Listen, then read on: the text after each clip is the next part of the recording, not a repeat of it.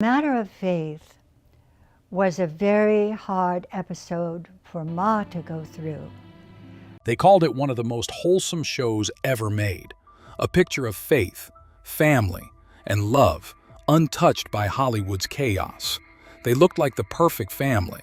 Michael Landon, the devoted husband; Karen Grassle, the gentle, loving wife. Together they built one of the most wholesome worlds in television history. But what if that warmth wasn't the whole story? Behind the laughter, behind the fields of gold, something far colder was happening. A silence that lasted decades. Now, after more than 40 years, Karen Grassle, the woman America knew as Ma, is breaking that silence. And what she reveals will forever change how you see Little House on the Prairie. And it's not the story fans thought they knew. For nearly a decade, Little House on the Prairie painted a world untouched by time. A world where good always triumphed, family meant everything, and kindness was the law of the land. It was comfort television, something you could trust, even when life outside your window felt uncertain. Each episode promised the same thing, that decency could survive anything, that no matter how cruel the world became, love would hold the line. And at the heart of it all stood Michael Landon. To millions, Landon wasn't just Charles Ingalls. He was the soul of the frontier, the father figure every child wanted, the man every husband aspired to be. But behind that image, behind the gentle eyes and the slow, reassuring smile, was someone far more complicated. Because Little House on the Prairie wasn't simply a TV show. It was Michael Landon's creation, his vision, his control. He wrote it, he directed it, he starred in it, and in many ways, he owned it. Crew members later said he worked harder than anyone they'd ever seen. 12-hour days, endless rewrites, every camera angle checked, every line rehearsed until it felt real. He wanted perfection, not just on screen but in the world he was building, a world where he was the center.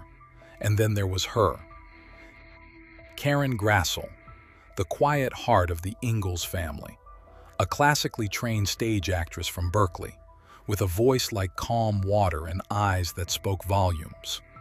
When she joined the cast, she was unknown in Hollywood, but the moment she stepped into that sunlit kitchen, something clicked. Viewers saw her and believed. She was Ma.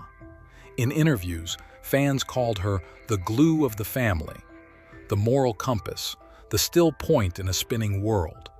But few knew what she endured to bring that presence to life.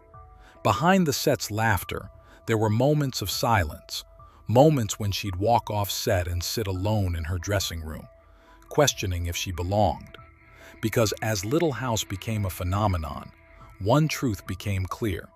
There was room for only one star, and it wasn't her. The show premiered in 1974, and by its second season, it was unstoppable. Millions tuned in each week. Families gathered like churchgoers. NBC called it the heart of America. Sponsors lined up. Magazines put Landon's smile on every cover. But success, as always, comes with a shadow. Karen later recalled how the tone on set began to shift. Michael's perfectionism turned sharper, his control tighter.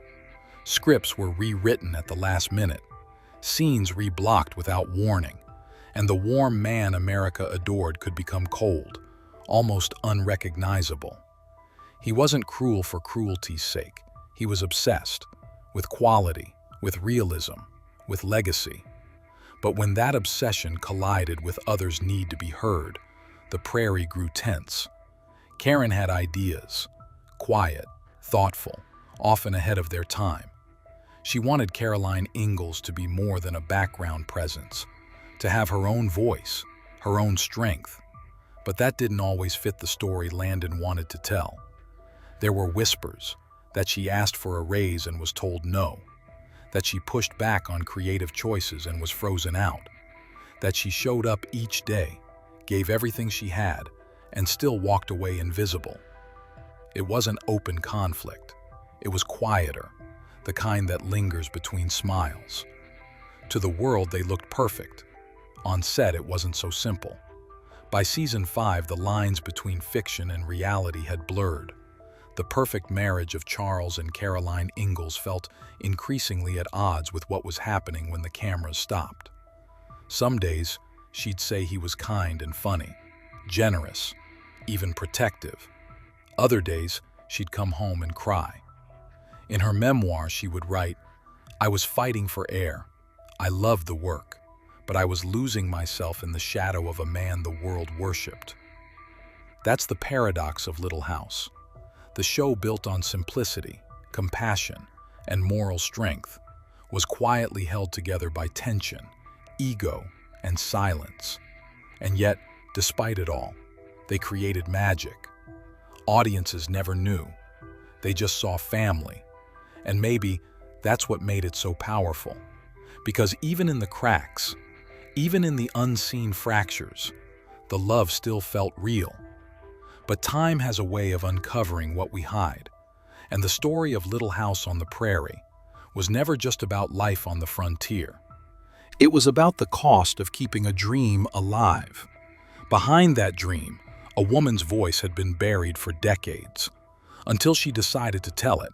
What was it like on the set of Little House on the Prairie? The actress who played Michael Landon's wife says it wasn't as wholesome as it seemed. In 2021, Karen Grassle published her memoir, Bright Lights, Prairie Dust. And with it, the silence broke. For the first time, fans learned what it really felt like to work under Michael Landon, the charm, the brilliance, and the pain that came with it. She spoke about his jokes that went too far, the moments of cruelty hidden behind humor, the way he'd wield control not through shouting, but through presence. And yet, she never condemned him completely, because for all his flaws, she saw something tragic in him, a man desperate to be loved, to be remembered, to hold on to purity in a business that devoured it. He had lost his own father young. He'd been a boy who never quite stopped proving himself. And in Little House, he built a world that finally loved him back. But that need for control, that hunger for perfection came at a cost, to those around him, and perhaps to himself. Karen's memoir doesn't just tell a story of conflict. It tells a story of understanding, too late maybe, but honest. Because in her words you feel compassion, even for the man who made her life so difficult. And maybe that's why this story endures, because it isn't black and white, it's human. "I wanted people to know what it was really like," she said. "Not to destroy anything, but to tell the truth. Truth, in a world built on illusion." So maybe Little House on the Prairie wasn't the perfect world we thought. Maybe it was something better, a fragile creation born from real people, real flaws, and real pain. Because when you look closer, that's what made it so beautiful. And as we'll soon see, the truth behind Little House wasn't just Karen's story. It was a mirror held up to Hollywood itself. By the late 1970s, the Little House dream was cracking. What had once felt like a family was starting to feel like a battlefield, quiet, polite, but charged. Michael Landon was no longer just the lead actor. He was the empire, the producer, the director, the final word on everything. And that kind of power changes things. Crew members began to notice the tension. Scenes would stop mid-shoot. Karen's notes were dismissed, sometimes with a joke, sometimes with silence. It wasn't open cruelty. It was control, subtle, constant, exhausting. Karen tried to hold her ground. She wanted Caroline to have a voice, to show that frontier women weren't just wives, they were survivors. But Michael saw Little House through his own lens, a father's world, built by his hands, shaped by his rules. She later said, "I'd look around and realize this was his family, not mine. I was just visiting." The breaking point came quietly. No explosion, no shouting match, just a decision. and a door that slowly closed. During the show's later seasons, Grassle's screen time shrank. Lines were cut, scenes rewritten. And yet, in every frame she appeared, she gave everything: dignity, grace, a silent strength that even Landon's scripts couldn't contain. The irony? Even as her real-life voice was fading, her on-screen presence had never been stronger. Audiences saw her as the anchor, the emotional truth of the show. But behind the camera, she felt erased. She later revealed that after asking for a pay raise, after years of loyalty, she was met not with negotiation, but distance. And from that moment, the relationship between her and Landon began to dissolve. There's something tragic about it.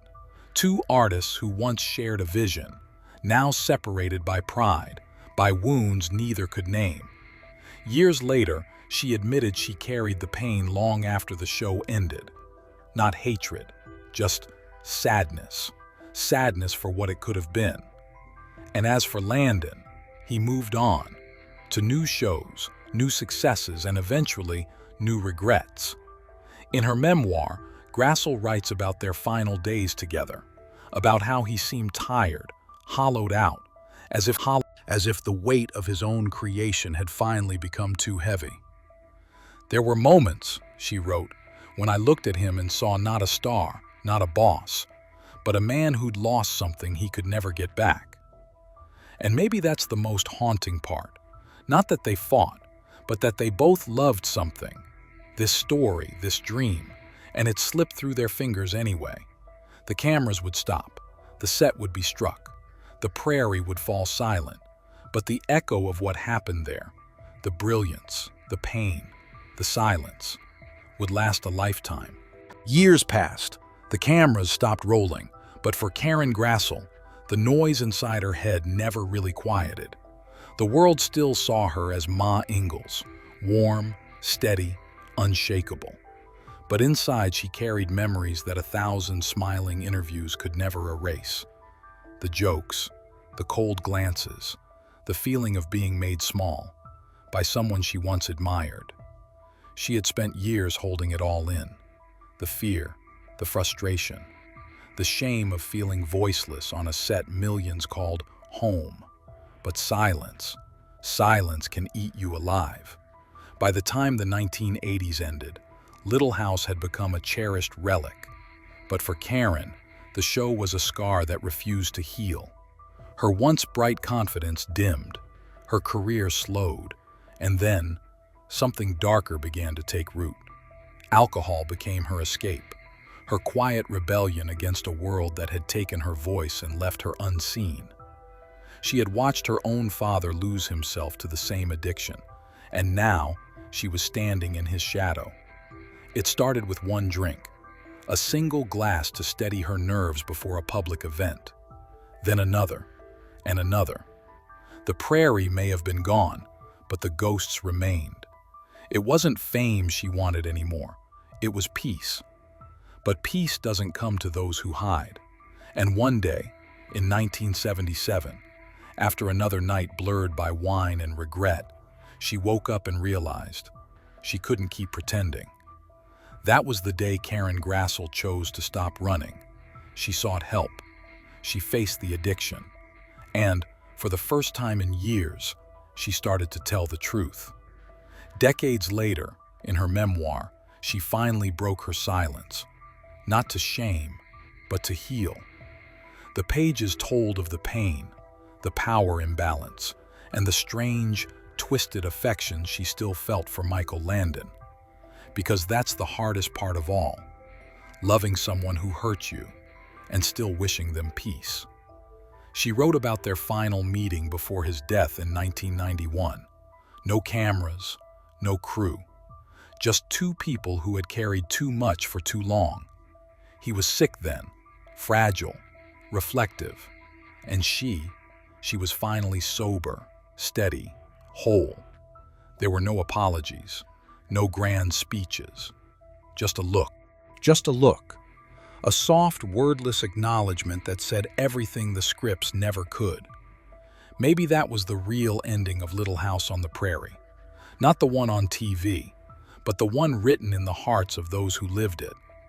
A story not of perfection, but of forgiveness, of two souls, broken by fame, healed by truth. Karen Grassle once said, "You can't change the past, but you can refuse to let it define you." And maybe that's her true legacy. Not Caroline Ingalls, not the perfect mother, but the woman who learned to stand tall again, even when the lights went out. When Bright Lights, Prairie Dust was finally released, the world listened, really listened. It wasn't a scandal, it wasn't revenge, it was truth, raw, painful, necessary. For the first time, fans saw Little House on the Prairie not just as a story about family, but as a mirror of the real struggles behind it. Behind every tender scene was a woman fighting to be seen. Behind every fatherly smile, a man wrestling with his own demons. The book sparked conversations far beyond Hollywood, about power, about silence, about how easily the image of perfection can hide the wounds of those who build it. And suddenly, the myth of Little House became something more human, more honest, more real. Karen Grassle didn't set out to destroy a legend. She gave it dimension, the light and the shadow, and in doing so, she became something she never expected. A voice for every artist who's ever been silenced, and every woman who's ever been underestimated. Years after Landon's death, those who worked with him began to see him differently too, not as a villain, but as a complicated man who built something timeless, and sometimes broke things in the process. That's the thing about truth. It doesn't erase what we love. It helps us understand why we loved it. Today, when we watch Little House on the Prairie, we see more than nostalgia. We see resilience. We see forgiveness. We see Karen Grassle, standing quietly, with strength born of pain and peace. The Prairie may have faded into history, but the lessons it left behind, about courage, truth, and grace, will never disappear. What can we take from Karen Grassle's story, from the hidden battles behind the smiles we loved on screen? It's more than Hollywood drama. It's a lesson in courage, in speaking out, in seeing people, not just their roles but the struggles they carry. For decades, the world only saw Caroline Ingalls, strong, nurturing, unwavering. But behind the character, there was a woman navigating fear, control, and personal demons, learning how to reclaim her voice one difficult step at a time. And isn't that a story we all share? Moments when the world expects perfection, when we're judged for asking for respect, when silence feels safer than speaking out. But our own voice, our truth, becomes the bridge to freedom. Karen Grassle's journey reminds us that bravery isn't always loud. Sometimes it's quiet. Sometimes it's surviving the storm, facing the shadows and choosing to tell your story when the world is finally ready to hear it. Her story also reminds us to question what we see on the surface, to look beyond perfection, beyond smiles, beyond nostalgia. Because every story has layers, and every person has battles that the world may never witness.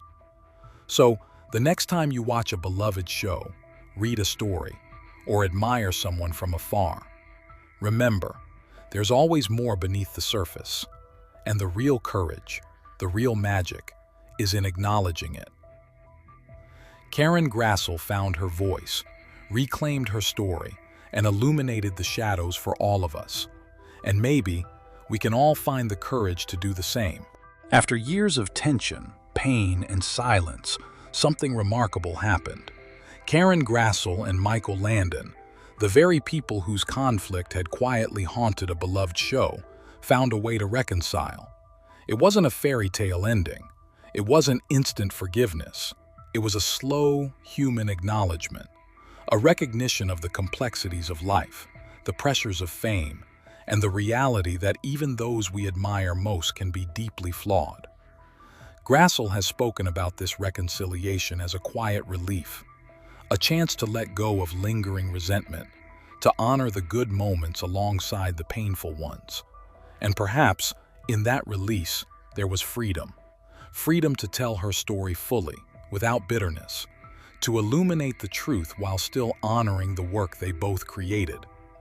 Because that's the legacy we inherit, not just the shows we watch or the performances we love, but the human stories behind them, the unspoken battles, the courage, the reconciliation, and the lessons learned. Grassle's memoir, Bright Lights, Prairie Dust, captured all of it. Her courage transformed whispers into conversations. It forced the world to see the shadows behind the smiles, to confront the imbalance of power, and to understand the cost of silence. And yet, there's hope. For every story of struggle, there is also a story of resilience. For every moment of control, there can be a moment of understanding. For every hurt, there is potential for healing, even in unexpected ways. Michael Landon's contributions to television remain monumental, his talent undeniable. Karen Grassle's journey shows us that even amid hardship, voice, strength, and honesty can prevail. Their stories intertwine, not as perfect tales, but as human ones, complex, messy, and profoundly real. And so, as we look back on Little House on the Prairie, we remember more than the comforting stories on screen. We remember the courage behind the curtains, the battles fought quietly, and the voices finally rising to be heard. As the sun rises over the prairie, we are reminded that every story has layers. Every smile, every scene, every moment on screen is underpinned by lives lived in ways we may never fully see. Karen Grassle's story isn't just about hardship. It's about courage. It's about the power to speak when silence feels safer. It's about surviving in a world that can be unforgiving, yet finding a voice strong enough to inspire others. The struggles she faced, the controlling dynamics on set, the vulgarity, the inequity, they weren't hers alone. They were a reflection of an industry, a culture, and a time that often silenced women. Yet, by choosing to share her truth decades later, Grassle has sparked conversations that continue today. Conversations about respect, equality, and the human cost behind the shows we love. Her journey also reminds us that even our idols are human, capable of brilliance yet imperfect, sometimes cruel, sometimes compassionate.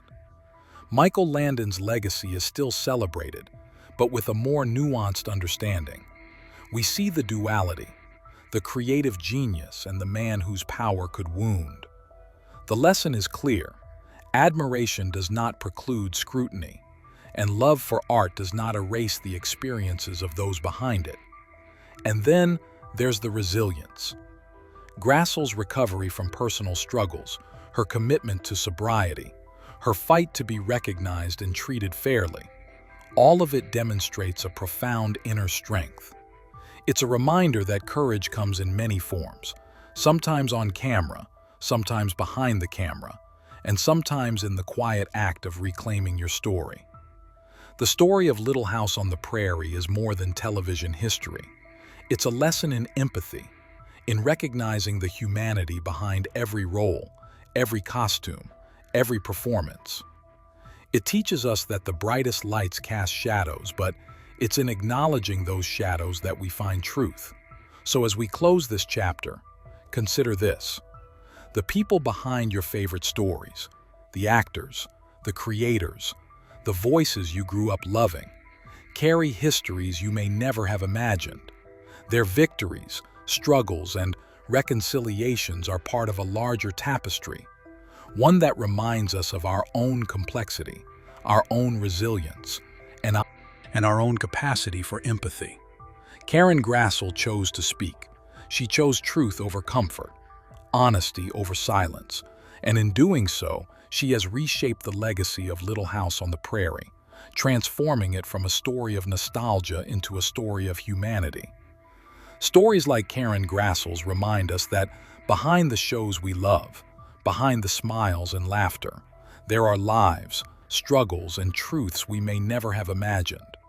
The world of Little House on the Prairie was magical on screen, but off-screen, it was complex, sometimes painful, yet also filled with courage, resilience, and growth.